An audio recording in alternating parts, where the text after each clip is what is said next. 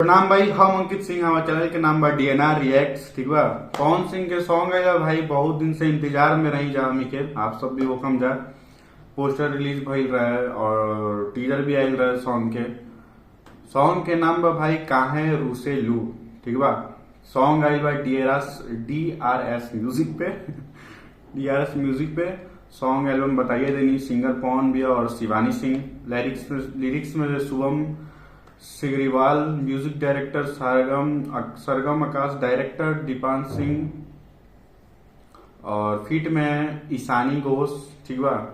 Editor में Jitendra Jitu, DI Rohit Singh DI में बहुत रहला ना।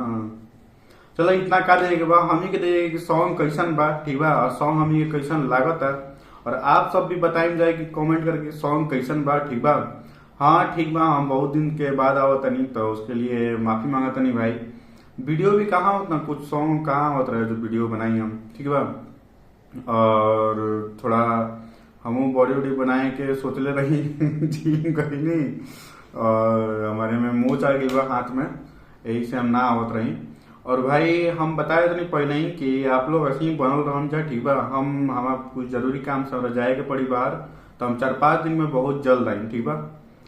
सोच तनी 1-2 वीडियो बनाए तनी देखम जा आप लोग, ओकर बाद हम मिले तनी 4-5 दिन के बाद जल्दी आई, बहुत जल्द आई।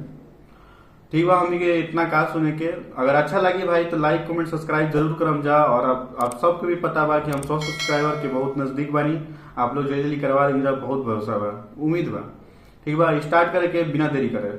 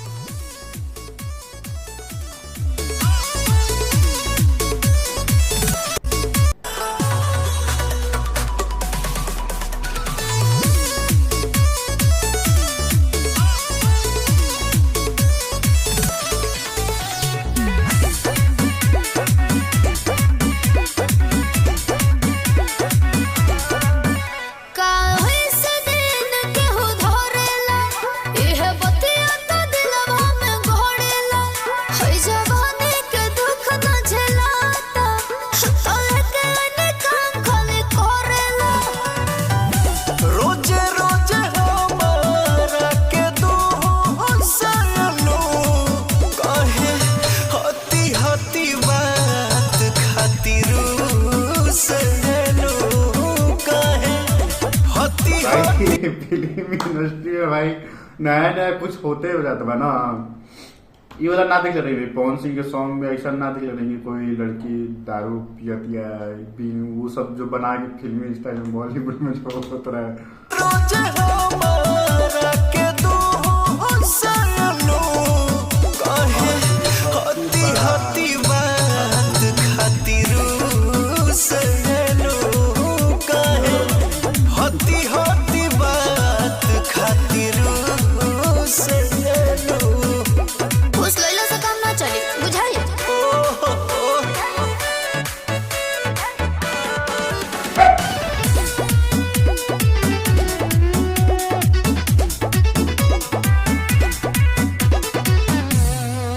जो फीट में पवन भैया के साथ जो फीट में काम कर तड़ी ईशानी घोष है। ठीक बा।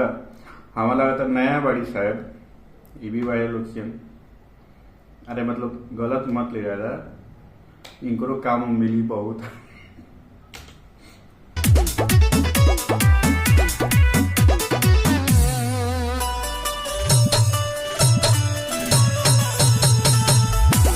भाई ये वाला जो डांस बा ना भाई, ये हमू करेगी सेम।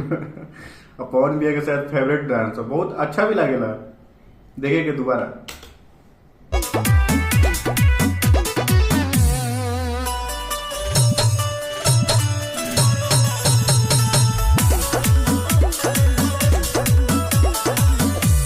हाँ छोड़ी कहीं परान बाड़ो ऐसे न रोठी आई रात रानी मजा खूबे लूटी राजा जी लाए कौन जसना फुसलाई कि हम के कुनवा में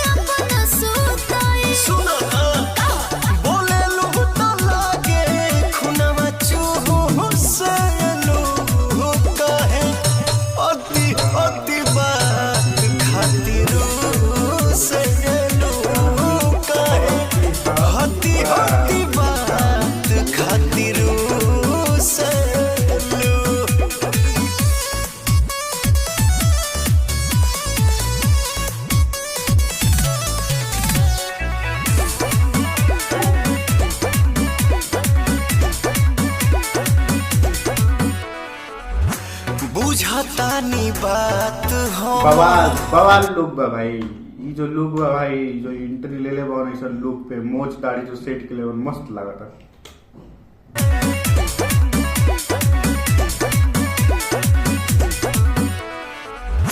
बुझतानी बात हम धन तहरा महन के अगिए के सोजा रखल चाहे लू पवन के सब जब जनते बानी जी तब ना उल्हा फनते बानी जी हम कह जाए धनी हो गुबारा जस फूल लो काहे हती हती बात खातिर से काहे हती हती बात